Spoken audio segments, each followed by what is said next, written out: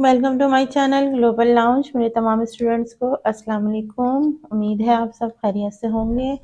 हम आ गए हैं अपने लेक्चर नंबर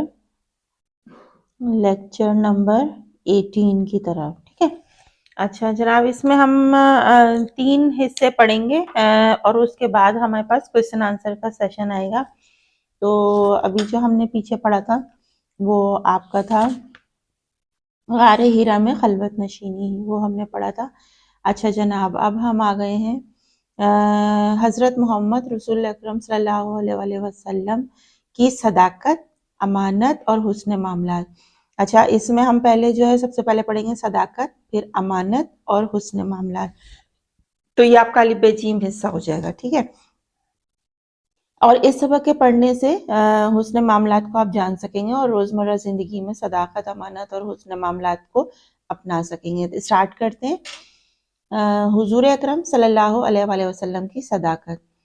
सदाकत के मायने हैं सच्चाई, सच बोलना। तमाम अंबिया अलैहिस्सलाम की आला सिफात में से एक सिफत है, वो हमेशा सच बोला करते थे। इसी तरह नबी अकरम सल्लल्लाहु अलैहि वसल्लम भी हमेशा सच बोलते थे।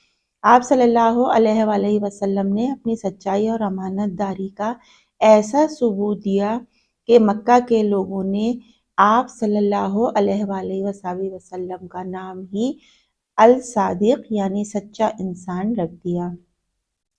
यहाँ तक कि आप सल्लल्लाहु अलैहि वसल्लम के जान के दुश्मन और पक्के काफिर भी आप सल्लल्लाहु अलैहि वसल्लम को अल सादिक के लक़ब से पुकारते थे। जब आप सल्लल्लाहु अलैहि वसल्लम को अल्लाह ताला की तरफ से इस्लाम की दावत देने का हुक्म हुआ तो आप सल्लल्लाहु अलैहि वसल्लम सफ़ा पहाड़ पर चढ़ गए। वहाँ से आप सल्लल्लाहु अलैहि वसल्लम ने लोगों को पुकारा।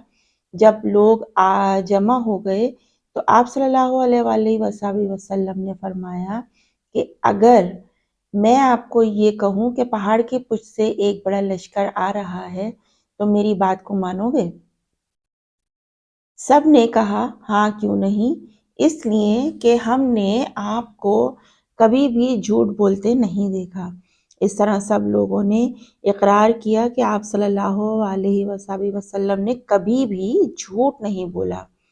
तौहीद की दावत देते वक्त अबू जहल, जो हुजूर अकरम सल्लल्लाहु अलैहि वसल्लम का सबसे बड़ा दुश्मन था, वो कहा करता था कि मैं आपको झूठा नहीं कहता, आप सच बोलने वाले हैं। अलबत्ता जो पैगाम तौहीद की दावत हमें दे रहे हैं, हम इसको नहीं मानते।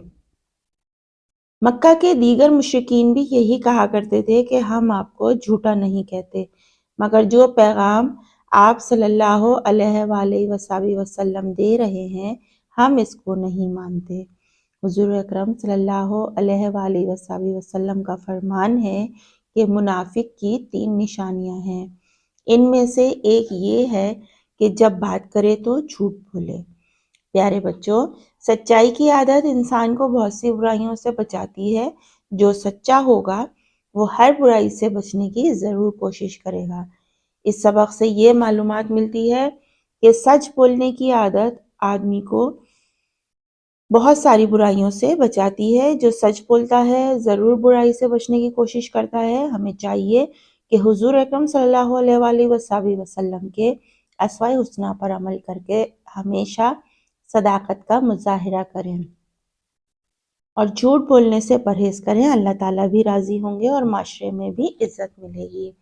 तो ये हमारा एक चैप्टर था जिसमें हुजूर अकरम सल्लल्लाहु अलैहि वसल्लम की सदाकत को बयान किया गया है और तलबा और तालिबात जो हैं आप सल्लल्लाहु अलैहि वसल्लम की सदाकत के मुताल्लिक़ बयान करेंगे।